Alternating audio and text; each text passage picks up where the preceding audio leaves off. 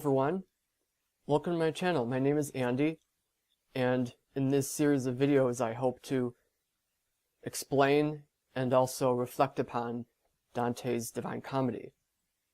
And today we begin with the beginning of the Inferno, the work that is all about hell.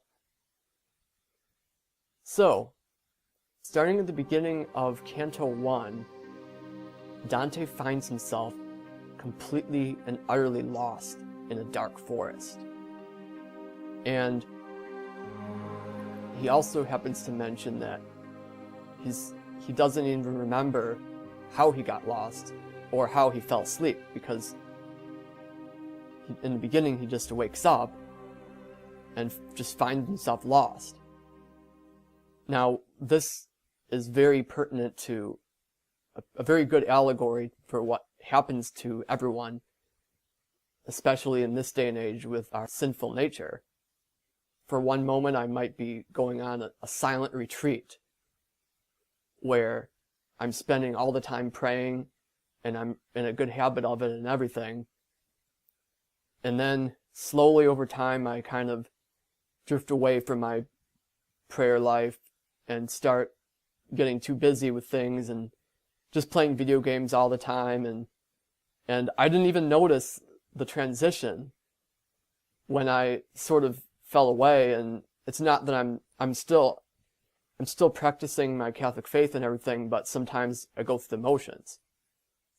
And in Dante's case, yeah, he was struggling with this, and it's kind of like a midlife crisis, because he mentions that he's halfway along the journey of his life, and this is the year 1300 that it's taking place in, which is a very pivotal year in his life as well. So a lot is going on, and so he's like completely afraid and lost in this forest. And he walks through the forest, and eventually he comes to an opening where he can see a glorious hill. And that is representing of the hill of Calvary, where Jesus Christ was crucified. And he sees that all his Christian friends have been able to follow Jesus successfully and make it to heaven. But he's not so sure. He can see that, but he's not there yet. And he's going to try to go over there, but then before him springs a ferocious beast. It's a leopard, that's a very shiny leopard with spots on it that he even compares to glowing stars, and he's very mesmerized by it. It's very pleasing to the eye. It's just kind of funny because it makes me think of that poem by William Blake called Tiger. Tiger, tiger, burning bright in the forest of the night. Where comes your fearful symmetry? So similar to that, it's just this very shining, radiant beast that it mesmerizes him, and he's thinking, oh, this is a very lovely, lovely thing, but it's actually a ferocious beast that wants to kill him. So this beast represents what they call sins of incontinence. So that's all the sins that they're not really super malicious kind of sins. It's the kind that you have too much of a good thing. So those sins are lust and gluttony and the like. Our sexual attraction is a good thing. But if we do it in a perverted way, then it becomes a sin. And likewise with gluttony. Gluttony is about eating, but it's also more than that. Gluttony is about having a ravenous desire for more and more and more and more of something, or like, okay, I'm going to go to the bar and I'm going to get wasted. And so at the time when you're doing it, it looks like it's a very pretty thing. Like, oh, this is a very pretty woman I'm staring at, or man, this is really good liquor that I'm drinking. And it mesmerizes us, and then we end up falling into it. So that's the nature of that leopard. So Dante is he moves past it after thinking about it, But then in front of him springs an even more dangerous beast than a leopard. There's a lion, and it's described as being like holding its head high and growling ferociously. So this lion represents pride. And some of you might be thinking, oh, well, pride is like a good thing, because it's you have pride in yourself. I'm proud that I'm an engineer, and I'm proud of my accomplishments. And that's not the kind of pride that I'm referring to. I'm referring to arrogant pride.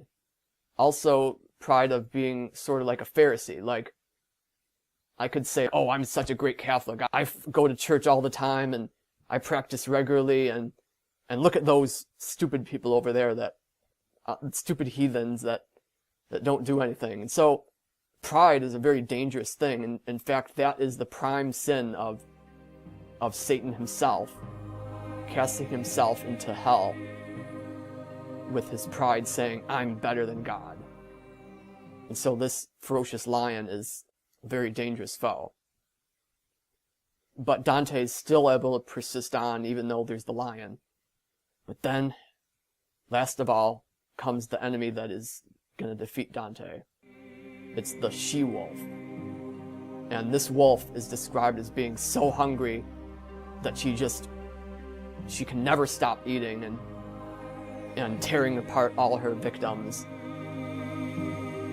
And the reason that the wolf is a female is because she can reproduce with other wolves and create more and more ravenous wolves, and none of them are ever satisfied, even after eating so much. And so this she-wolf represents greed. And man, they say that money is the root cause of evil in the world. But really, it's not money itself that's the problem. It's actually false idols. We kind of serve the things that we buy. And like the rich young man that Jesus encounters, the rich young man really wants to be a follower of Jesus. But because he has all his possessions and all his things, he's not willing to actually get up and follow him. He just wants to have all his luxuries in life. And yeah, especially in our day, we all have the modern conveniences of phones and all that, and that's great, and I'm not against that. But it's just diving into it too much, where it's like I can't stop buying things. Like, I can't stop buying iTunes music, or I just want more and more of it, and I'm never satisfied. And so Dante feels like a sense of loss, that he cannot overcome his sin of greed. It's just too powerful for him. And so he's lost, and then he cries out for help. He's like, help me, I don't care who you are, just anyone, help me. And then all of a sudden, a ghostly figure appears before him. And Dante sees him and says, whether you're a man or a ghost, please help me. And then the figure says, I'm not a man, I'm a ghost. And my name is Virgil. And Virgil is a great Roman poet. Dante is like a huge fan of this guy. He's like so wise, and even though he's not a Christian, he's a great poet that wrote what they call the Aeneid. It's a piece of mythology that deals with a man who comes from the city of Troy, and he ends up basically founding the Roman Empire after going on this journey. Dante's like, oh man, what a relief, someone's here to help me. And so Virgil asks him, so see, that hill up there, why aren't you going over there? That's like the most glorious place ever. In fact, I'm not able to go there because I'm actually a rebel. God will not let me into heaven because I'm a rebel. But you can, so why aren't you going there? It's the best place ever. And Dante says, but there's the scary wolf that's in front of me. And then Virgil says, ah yes, that wolf is indeed very dangerous, and it kills everybody in its sight. But one day there will be a great greyhound that comes that will finally triumph over her. So basically the Greyhound, it's kind of a mysterious thing, but it could symbolize a potential pope. Maybe there will be like a certain future pope that will be really able to speak out against greed and be able to triumph. Or it could also be just being able to humble oneself and being able to give up possessions and be virtuous to overcome the beasts. And then the Greyhound will triumph and send the she-wolf back to hell where she belongs. And then Virgil says, oh, and by the way, you're not gonna be like that Greyhound. You're just, it's too late for you for that, Dante, because of all your sin. So you're gonna have to take another way instead of getting there by virtue. First, I'm gonna have to take you on a tour of hell so that you can see what it does to you. And Dante throws up his hands and says, okay, Virgil, okay, I'll do this, but please lead on. However, we get to the beginning of the second canto, Dante starts babbling. He says, but wait a second, but I'm not really that worthy. Like, I mean, look at figures like St. Paul and Aeneas. Like, they were very virtuous people, but I'm just weak. I'm not virtuous or anything. So maybe I shouldn't go. Virgil knows how to call Dante out on his crap. So he says, Dante, I know that what you're saying is you're actually being like a coward. So why are you being such a coward? Because the thing is that whenever there's a call to holiness, we use the excuse that we're not worthy all the time. A guy might be called to become a priest, for example. He might say, oh, well, that's just too holy for me. I'm not worthy. And then so he ends up not doing anything. But really, it's actually the same as being a coward, just being a wimp. So then Virgil sighs and says, okay, let me tell you a story that will probably help encourage you. So Virgil tells about how he was in hell one day minding his own business. Yeah, just good old ordinary hell. And then all of a sudden, a beautiful woman appears before him that's really shining in glory, and he's really surprised by her, and she's so beautiful and everything. And she is asking for his help, and it's such a strange thing. Someone beautiful from heaven is asking someone in hell for help. So who it is Beatrice, whom in life Dante saw, and he was moved by her beauty and virtue to draw his eyes towards heaven. So apparently what happened is that Dante is struggling in life, and he's lost in this dark forest and everything, and the Virgin Mary, Queen of Heaven, looks down and sees what trouble he's in. Because she's for those of you who aren't Catholic, Mary is the saint who really is about taking all of our prayers. Whenever we send our prayers up to her, she's not God or anything. We don't worship her, but anyone in heaven can hear us because God's power, and in heaven, God grants power to even lesser beings. And so God was able to crown her as Queen of Heaven, and she's able to take all of our prayers and distribute them and lift them up to God, and also distribute them to others. So in this case, Mother Mary went to Saint Lucy, who is an early martyr of the church, and told her about the situation. And then so Saint Lucy goes around and finds Beatrice.